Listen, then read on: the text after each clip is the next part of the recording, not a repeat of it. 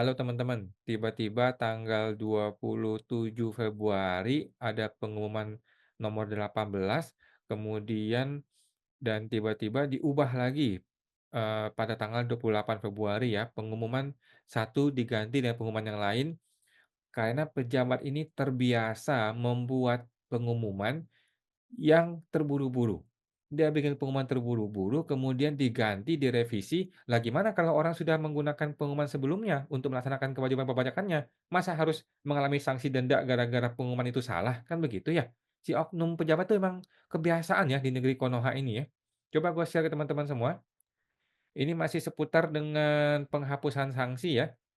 Ini adalah pengumuman nomor 18, tanggalnya jelas nih ya, 27 Februari, dan sebelah kanan sini adalah pengumuman yang terbaru nih, nomor 19, tapi nggak ada tanggalnya di sini ya, memang kacau ini. Jadi format pengumumannya nggak jelas, yang sebelah kiri ada tanggal, sebelah kanan nggak ada tanggal. Mungkin malu kali ya, karena ada perubahan. Yang pertama adalah kebijakan penghapusan sanksi administrasi atas keterlambatan pembayaran atau penyetoran pajak ya, mengenai error Cortex itu ya, sesuai dengan Cap 67. Perlu teman-teman ketahui ya, keputusan Dirjen Pajak itu bukanlah dasar hukum menurut undang-undang ya, dan Cap itu tidak boleh melawan hukum. Tetapi faktanya Cap ini sudah melawan hukum. Karena tidak ada norma hukum di mana pun kita bisa menemukan mengenai penghapusan sanksi dengan cara seperti ini ya. Oke, ini ada pengumuman nomor 18 tahun 2025 tanggal 27 Februari, teman-teman tinggal baca aja ya ini ya, poin satu, poin 2 sudah kita liatin juga, ini ada capnya juga tinggal dibaca aja intinya seperti ini, bla bla bla, bla bla bla. Nah, oke, ditandatangani secara elektronik ya, kali ini ada tanda tangan. Biasanya nggak ada tanda tangan nih, biasanya, cuman dibikin press release doang atau KT doang, keterangan tertulis, tidak ada tanda tangan. Kali ini pengumuman ada tanda tangan ya, berarti ada orang yang bisa bertanggung jawab, ada orang yang bisa kita gugat. Nah, kali ini ditandatangani oleh Bapak Natalius ya, PLH Direktur ya, PLH-nya Ibu Dwi Astuti ya. Pak Natalius adalah salah satu oknum yang juga memanggil gua ketika gua dihantam sama Ibu Dwi Astuti waktu itu ya. Nah, nanti lain kali kita bahas mengenai si oknum bernama Natalius ini ya. Oke, nomor, 19. Nah, tiba-tiba hari besoknya tanggal 28, ini gua aja baru tahu teman-teman, gua aja di bulan Maret baru tahu ada pengumuman perubahan seperti ini. Gimana Anda-Anda semua yang di warga masyarakat yang entah di mana ini, gitu loh. Gua aja konsultan pajak yang punya banyak grup baru tahu ada perubahan seperti ini. Gimana dengan teman-teman wajib pajak yang lain ya? Gimana kalau wajib pajak yang lain tidak tahu, hanya tahu pengumuman yang pertama dan merasa santai-santai aja nih dengan pengumuman pertama, ternyata ada perubahan. Mampuslah kita dikerjain sama oknum-oknum seperti ini teman-teman ya. Jadi dia bilang sehubungan dengan pengumuman tersebut bla bla bla, bla bla bla, bla bla, kami sampaikan ada ralat katanya, ada ralat menghapus angka 3 huruf C butir satu sebagai berikut ya. Nah, jadi semula 3C itu ngomong gini, nomor satu, nomor 2, nomor 3, nomor 4. Menjadi begini, nomor satu, nomor 2, nomor 3, nomor 4-nya hilang. Itu teman-teman ya. Jadi seharusnya dia tulis nomor satu dihapus. Begitu harusnya cara kerja undang-undang tuh begitu. Ya Pak Natalius, ngerti nggak sih hukum? Aduh ini orang nggak ngerti hukum disuruh bikin jadi PLH. Bu Dewastuti lagi liburan kayaknya ini orang ini ya. Atau lagi dipanggil panggil KPK atau gimana ya, nggak tahu juga nih Bu Dewastuti ke mana dia. Jadi, cara kerja undang-undang nggak boleh begini. Cara undang-undang itu harus gini loh, nomor satu ditulis kembali, tapi ditulis keterangannya dihapus. Kemudian nomor 2 diulang kembali, nomor 3 nomor 4 diulang kembali angka tulisan yang sama. Begitu loh cara kerja hukum.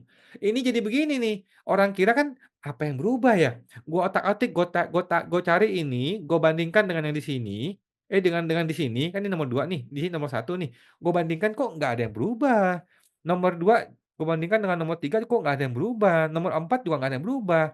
Gua sampai ke ChatGPT loh teman-teman ya, ini gua sampai cek ke ChatGPT teman-teman ya, ChatGPT untuk bertanya, dari dokumen tersebut apa yang berbeda gitu loh, gua nggak ngerti gitu loh. Ternyata yang berubah itu cuma satu hal, yaitu ada pasal yang dihapus. Udah gitu doang, yang lain nggak berubah teman-teman ya. Jadi kesimpulannya, perubahan utama dalam revisi tersebut adalah menghapus kelonggaran keterlambatan pelaporan masa Desember untuk PPh final. Oke, wajib pajak tidak lagi mendapat pengecualian sanksi administratif untuk masa Desember, PPh final doang dan PPh 25 ya. Nah, gua sampai cek juga ke Gemini. Nah, ini Gemini nih. AI-nya Gemini ya, dia juga sama, intinya dia sampai kasih tabel begini loh, "Begini caranya teman-teman ya, Pak Natalius, Ibu Dwi Astuti, kalau lu ngerti hukum begini cara kerjanya, oke? Poin satu itu harus diulang kembali, kemudian itu ditulis, dihapus. Poin 2 diulang kembali sama, poin 3 diulang kembali sama, poin 4 sama. Begitulah cara kerja hukum. Ini orang-orang nggak ngerti hukum, disuruh bikin pengumuman, akhirnya kacau balau. Jadi seperti ini pengumumannya. Jadi error, oke.